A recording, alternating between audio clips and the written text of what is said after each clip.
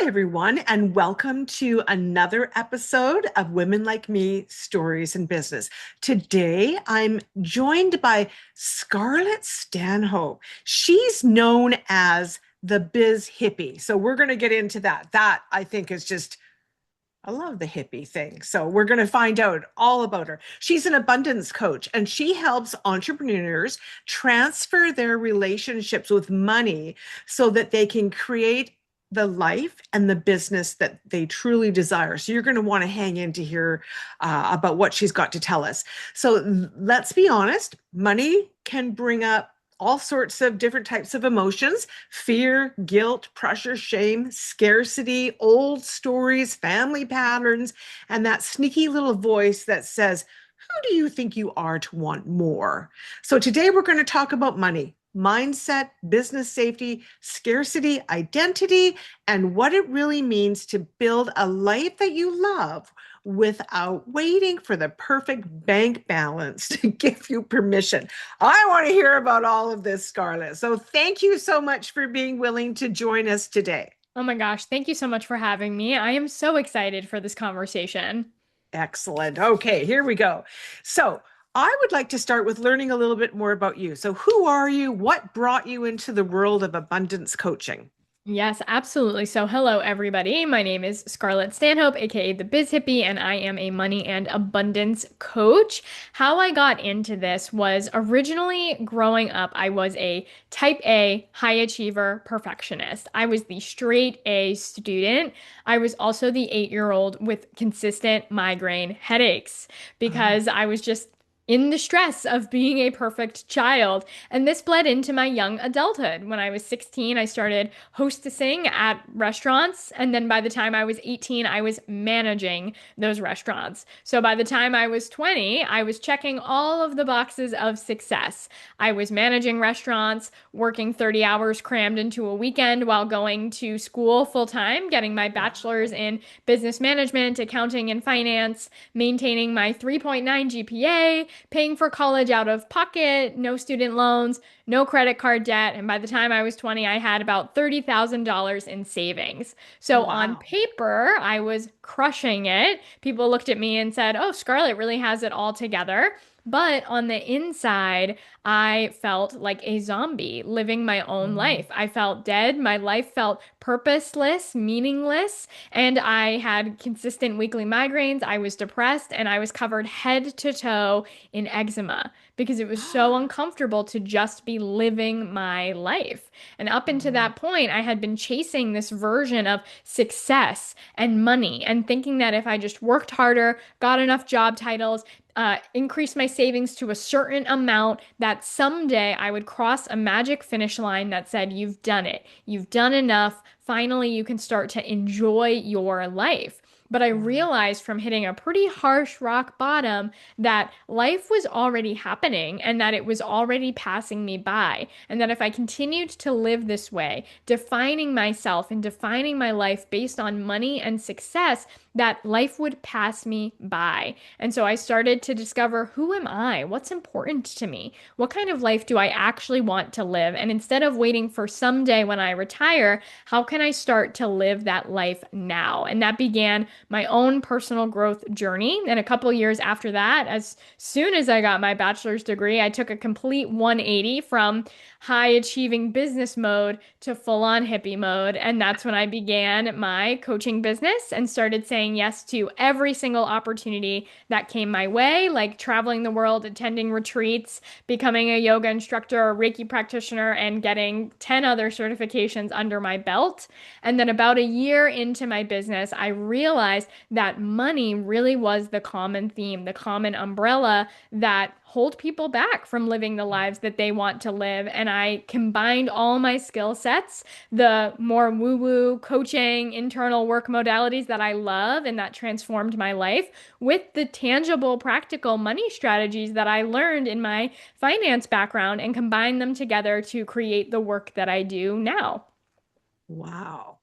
Wow, that's quite the story. So I've got some things I want to ask you, but I just want to ask you first of all, so what do you think was causing what what was causing that internal push for you, that internal I've got to keep working, I've got to do 30 hours a week, I've got to do this, I've got to do that. What was that in your life that was causing you to be that way? Yeah, that is such a great question. I really believe that this was ingrained at a very young age, and I think it's Mm. common for a lot of people as well, just based on the type of society we live in and the school system, right? When you go to school, you're taught when you check all the boxes and turn in your assignments and get the good grades, then you're doing something right. And I actually, growing up, went to boarding school for many years. So from second grade to eighth grade, so ages 7 to 14, I was surrounded by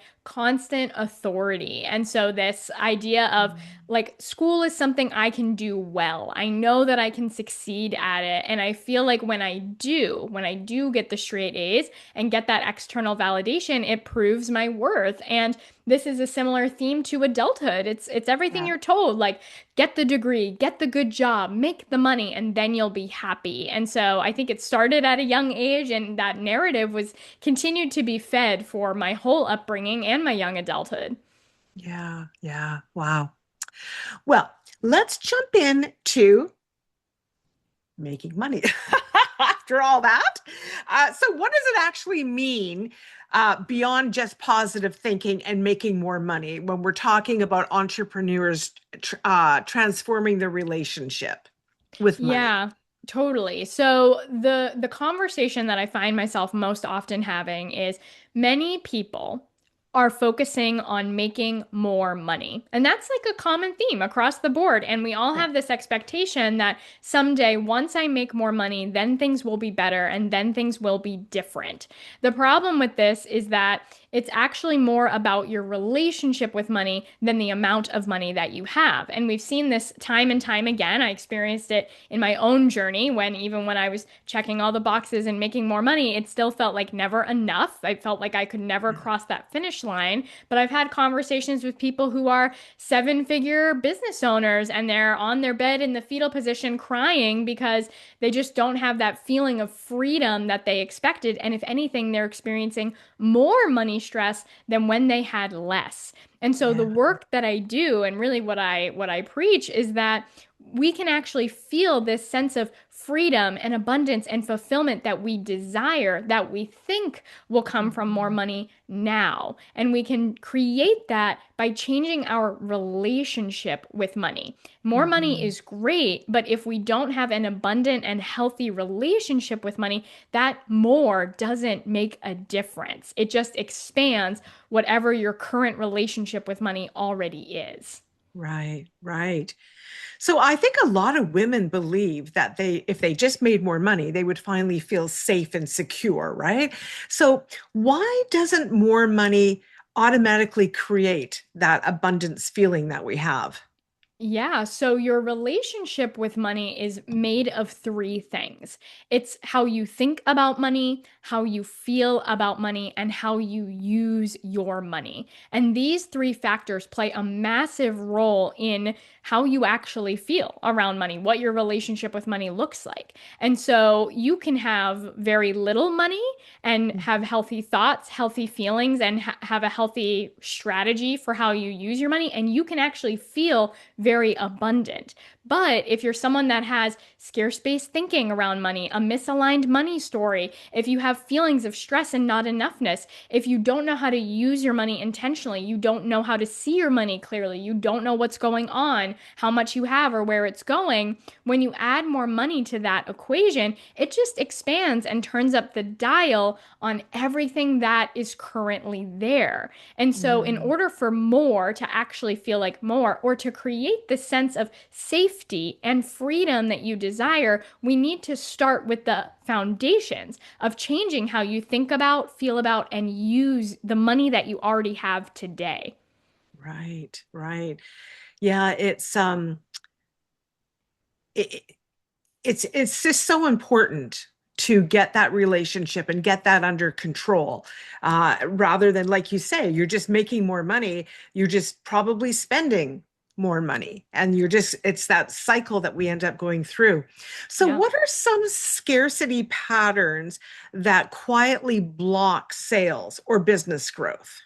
Yeah, and this is such an important question for everybody, but especially if you're an entrepreneur. Yeah. Entrepreneurship really turns up the dial and exacerbates your scarcity seeds, like your beliefs around money, and it's going to make it a lot harder to be successful in business if your money mindset is not in alignment. And so in the work that I do, I talk about the three scarcity seeds. These are the three most common scarce-based beliefs that everybody has some version of across the board. They're just built into our society. We're all taught these things growing up. The first scarcity seed is not enoughness. There is not enough to go around. There's not enough for me. Life is a pie. There's only so many slices to be had. And once those slices are gone, there's no more left. And I might not get some. This is what breeds competition. If we didn't have the belief of not enoughness, then competition would not exist.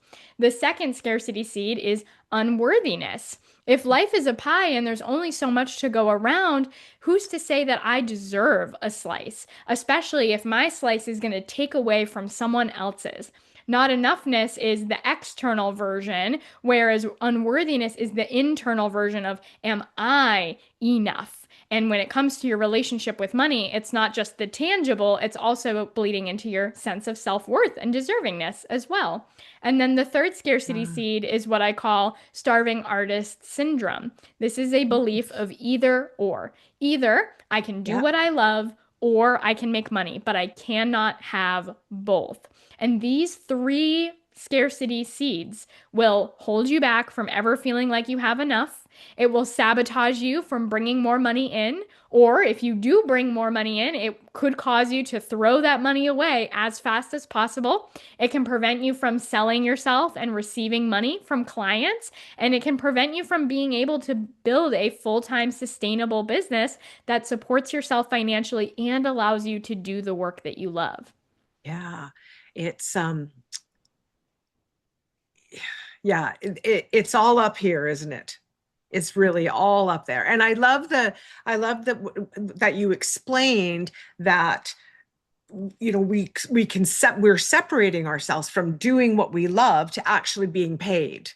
Mm-hmm. And that's Totally. a dangerous place to live.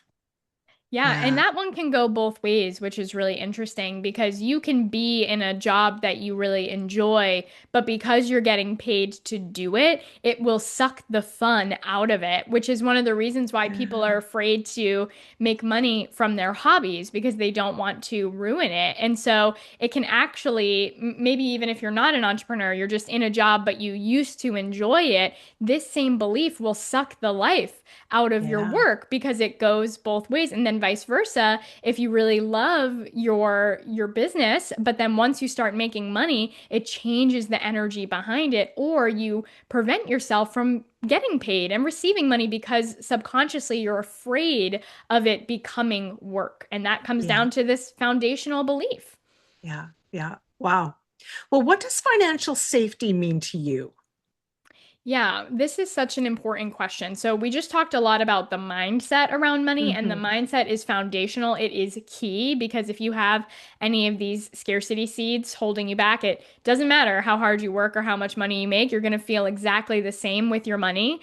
But equally as important to that, when it comes to creating financial safety, we actually need to know how to see our money very clearly because around 70% of money stress comes from not having a clear and accurate picture of what is going on with your money. And so your money Hmm. becomes this big, intangible, foggy cloud of a question mark where Hmm. you don't know how much you have, you don't know where it's going, you don't know if you're actually safe, you don't know if it's going to run out or when the other shoe is going to drop. So you can make more and more money and still be just as stressed out because you have no tangible evidence, no tangible proof that you're actually safe. And so that just takes all the scarcity seeds and turns up the dial on them, no matter what's actually going on in your bank account. And so Wow. something else that I help my clients with is learning Yeah. to manage their money, track their money, and see their money clearly. That way, you know the financial reality, you know how much you have, And what that does is that boosts the mindset because even if the situation's not great, it's going to alleviate tons of money stress because now you can do something about it. You can't solve a problem that you can't see. But once you can see your money clearly, now you can be the one in control of it. Yes, yes, that makes complete sense. I've known people that have refused to open bills.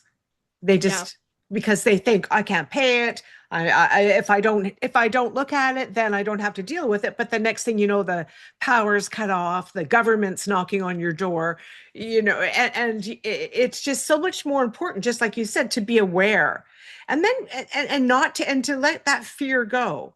Hmm. If you can't pay it, make Right. a phone call or something, do something, not just sit in complete fear.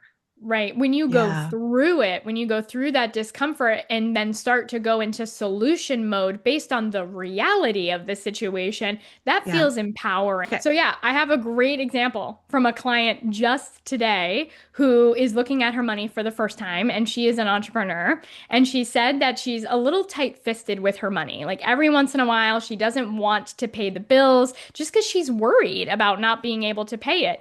And Mhm. now, looking at her money, she realized for the first time that every time she waits, she's getting charged an $8 late fee. And she didn't even realize how much this money was slipping through the cracks, especially when, now that we're looking at her numbers, she can totally afford to pay it. So it's really interesting when these old Mhm. scarce-based beliefs cause us to take actions that actually cost us more in the long run. Yeah, yeah. Yeah, she's in fear a different way I guess that release just Yeah. yeah, and then it costs her in the end. Absolutely. So for entrepreneurs, what do you think? I know you've given us lots of unhealthy beliefs, but what do you think the worst one is for entrepreneurs? If I said to you, I just give me one thing that I should be working on with my beliefs, what would that be? Yeah, I think that this really comes down to having alignment with your pricing. Because if your pricing is not in alignment, it can actually block sales in a couple different ways. And especially if you're the kind of entrepreneur who offers an intangible service, it can be kind of hard to set a price that feels good for you because it seems completely arbitrary. You're just like, I'm just going to pull this number out of thin air. So, something that I help my clients with is to find the aligned price point for you. And it comes down to a couple different factors, but one of those factors is believing in your ability to deliver that value. Because if you are undercharging or overcharging, not based on any external standard, but based on your belief in yourself and your ability to deliver the services, that's going to drastically impact your ability to sell. Because either you're going to be if you're undercharging, there's going to be a part of you in that conversation who's thinking, oh, please don't sign up. Like, don't work with me because it doesn't feel like it's going to be worth my time. Or if that client does work with you, now you're bringing resentment and gunk into the relationship. Or on the flip side, if you're trying to price yourself higher than your belief level, it's going to make it really hard to sell because when those money objections come up in that conversation, there's going to be a part of you that's like, please don't sign up because I don't even know if I can deliver these results. And so, really, what this comes down to is your relationship with money and self worth, especially when you're offering an intangible service, and that service is tied to you and your belief in yourself. Wow, that is a great example. Thank you for explaining that. Um, I know a lot of ladies that. So why do you think it's us? Why do you think women have this big problem? Men don't seem, I mean, I'm sure there's men that have problems as well, but they don't seem to have this not charging enough problem. Yeah, well, foundationally, women have a different financial background than men. For Yeah. many, many generations, women weren't even allowed to have bank accounts and weren't Yes. taught the foundations of money management. And there's a lot of stigma with like whatever it's called, like girl math and things like that. Like there's a lot of Mm. expectation of we're not the breadwinners, we're not capable, money's hard, it's not for us. And I think even though now we're at the point in society where this is less common and we're no longer stuck in those dark ages, Yeah. residually that still can play a role. And I think that there's a lot of women, especially women entrepreneurs, who are afraid of the money, afraid to look at it, afraid to manage it. And when you're running a business, your business is a money-making machine. That is its sole purpose. So your relationship with money is foundational to your business's ultimate success and Yeah. stability and long-term stability because you have to be able to not only have a good relationship with money, you also have to see your money very clearly and know how to manage your money. Otherwise, your business will not survive the long-term that is required in order to actually reach business success. And I think Yeah. women just were not taught these foundations and have extra resistance and fear to looking at it because it ties so deeply into safety, because it ties so deeply into self-worth. But I also believe that we can get to the flip side of this coin where money can actually be your greatest tool for creation and manifestation, and it can feel really empowering to be in control of your money instead of a fearful, shameful, bad thing that you avoid. Absolutely. Absolutely. Well, how do we know if we are making business decisions from fear instead of our truth? Wow, that is such a great question. And I think that there are two components to this. As always, there's the tangible and there's the intangible. So on the intangible side, something this is a key component that I teach my clients, and it's towards versus away energy. And this is Mm. recognizing that what matters more than the actions we're taking, than the decisions we're making, is the energy behind those actions.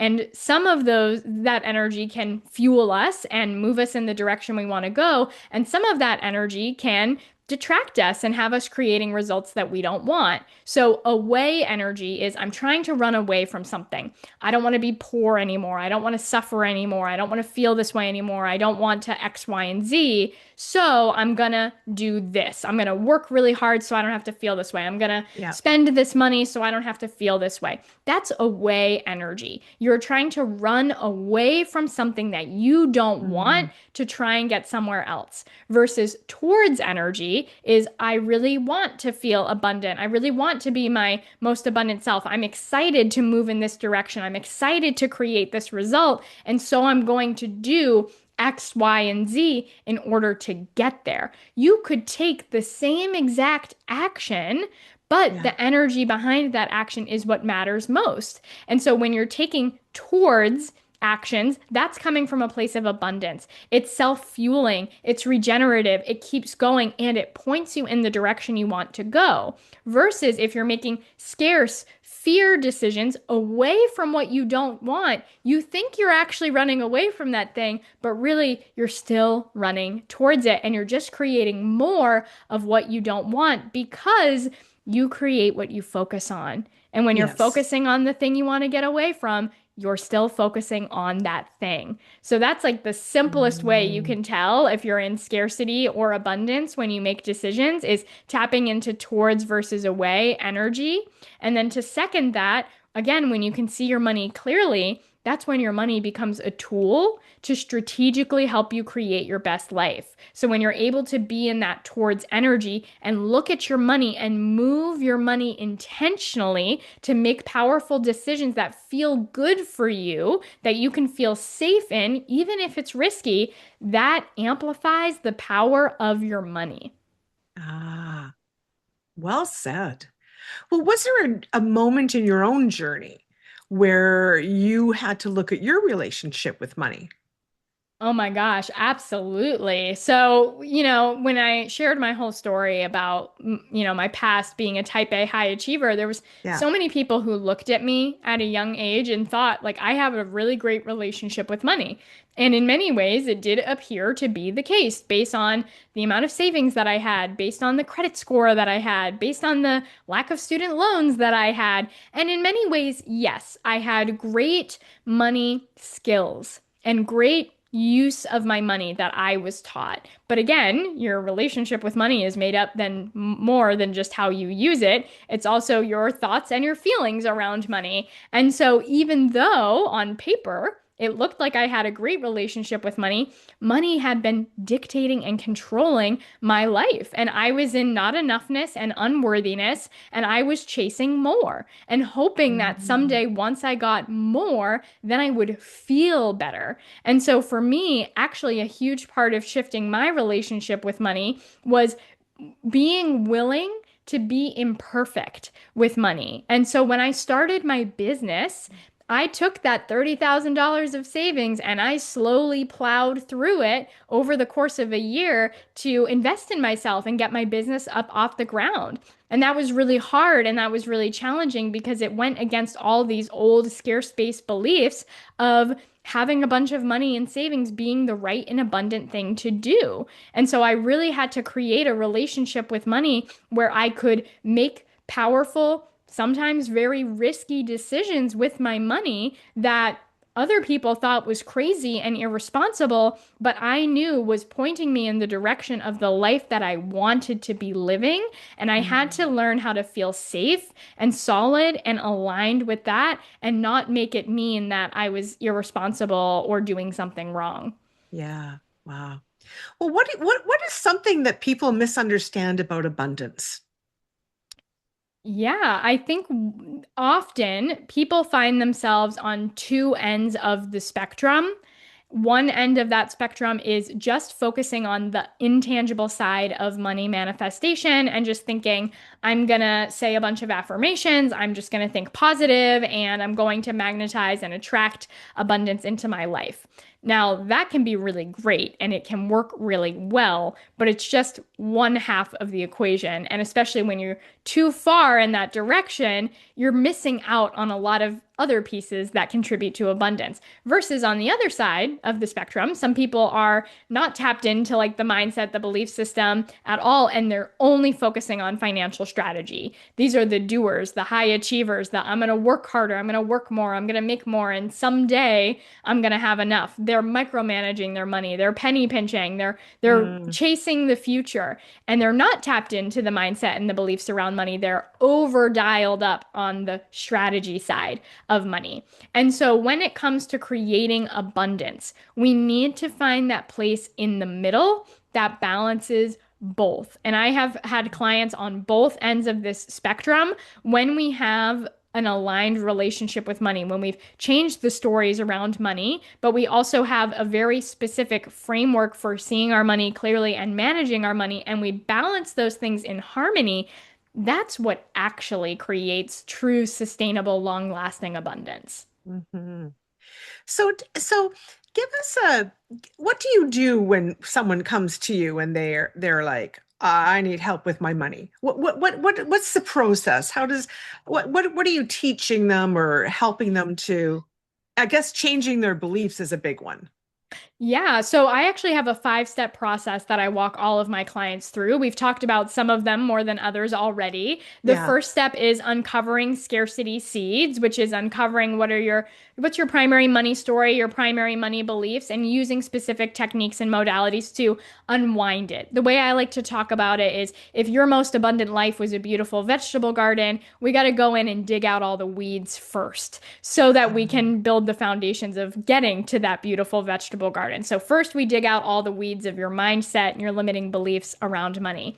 The second step that we've also talked a lot about is building financial foundations. This is the tangible side of learning to see your money clearly, learning to manage it, track it, and have a very clear picture of what's actually going on with your finances so that we can get tangible with it. The third step that I help my clients with is tapping into the vision. And this can be challenging for some people. If money wasn't an issue? If money wasn't controlling your life, what is actually most important to you? What kind of life do you want to be living? What do you care about most? And what is your unique definition and vision of abundance? We have to get crystal clear on what that is because that's the target that you're aiming for. We need to know what kind of life you actually want to be living and you want to be creating.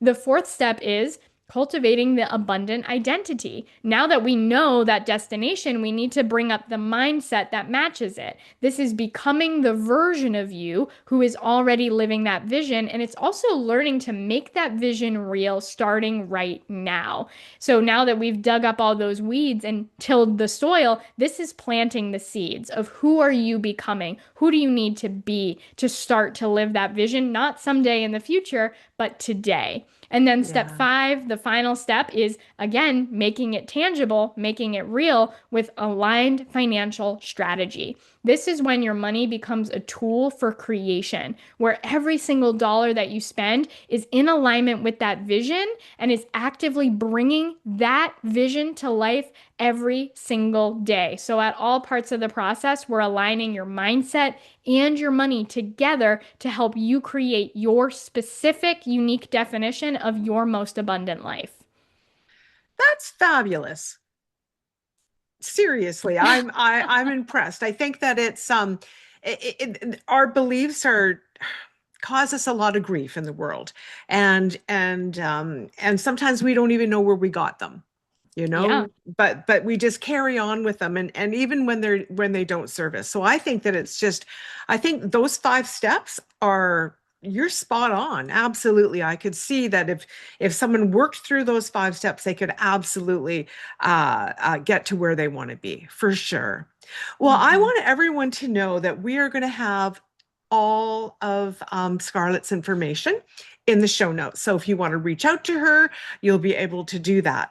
I want to know, you've got a free quiz, Discover Your Money Mindset Type. So who's that for and what can people learn from it? Yeah, I'm so glad that you asked. So this free quiz, it's super short. It just takes you 2 minutes to fill out. And what it will do is it will help you identify your unique money mindset type. And this is really the most important first step when it comes to transforming your relationship with money is starting to bring awareness to what your current relationship with money already is. Because when we can start to see our current relationship with money and how it's serving or not serving us, that's when Yeah. we can start to make shifts that help us get to where we want to go. So when you take the quiz, you're going to find out your unique money mindset type. You're also going to find out how to work with your money mindset type. Because, like I mentioned before, everyone's starting from a different place of the spectrum. And based on where you are in your current relationship with money, specific money manifestation techniques are going to work better for you than others. And I think that's one of the biggest Right. reasons why you can try a bunch of money manifestation techniques, but it doesn't seem to get you anywhere. So you're going to learn about your money mindset type. You're going to learn about your strengths. You're going to learn about your challenges, and you're going to learn the best next step for you to increase your abundance based on where you are starting from. So you can really move the needle forward the most. So that's what you'll find out when you take the quiz. Again, it'll take you 2 minutes, and that is available on my website, thebizhippie.com/quiz. Perfect. Well, I'm going to even try that out. I want to see. That sounds, it sounds super interesting for sure. Now, you also have a podcast. Yes, I do. I do have a podcast. I publish episodes weekly. It's called the Empowered and Abundant podcast. And in there, I dive into everything that we've talked about here. I really turn up the dial on tangible money strategies, but also deep money mindset practices. And I work with entrepreneurs as well. So a lot of it is focused and centered around entrepreneurship, building your most abundant business, and becoming a sustainable full-time entrepreneur where you're able to do work you love and support yourself financially. Absolutely. So, so important. Well, I have just loved our conversation. You are a fabulous wealth of information for sure. And you just bring so much to light. You know, it just very direct, just as is the way it is. And I believe it. That is exactly the way it is. And the good news is that there's things we can do about it. We don't have Absolutely. to stay in that not icky place, we can actually move forward. Yeah. Totally. And the sooner you do, the better. Yes, no, absolutely, absolutely. So Scarlett, if you could leave if you could leave women with one final message about abundance, what would it be? Yeah, the biggest message that I would leave is honestly the same message that I would tell myself as a young adult, and that is you have so much more control and power than you think. Because I know what it is like to feel like my life was not my own, to feel like I was just stuck on the never-ending hustle hamster wheel and that I had to keep going. I know what it's like to feel like money has control over my life. But the reality is that you are the one in control of your life. You are the one in control of your money, and it's possible for you to harness that power. And no matter where you're starting from or what your financial situation is, it's actually possible for you to feel more safety, more stability, more freedom, more abundance around money starting right now, because abundance is not an amount of money. It's a way of being, and everybody has access to that starting today. Love that. Oh, that was so inspirational. Thank you so much for that. So don't forget, everyone, go to the show notes. You're going to be able to find Scarlett's information there. Take the quiz. Sounds very interesting. So jump on the quiz for sure, and that hopefully will help you out and maybe get you thinking about your life and your abundance or none. What are you doing? What's happening there? So try to get that on track. Well, Scarlett, thank you so much for being willing to do this and to share so many valuable tips and opening up our minds to what our beliefs are and how our beliefs can damage our life Yeah, if we thank you let so them much take for over. having me. No. Yeah, this conversation is so near and dear to my heart, so I really appreciate getting to share it Oh, with you and all of your listeners. well, thank you so much. And thank all of you for being here for another episode of Women Like Me Stories in Business. And we will see you next time. Take care, everybody. Bye bye.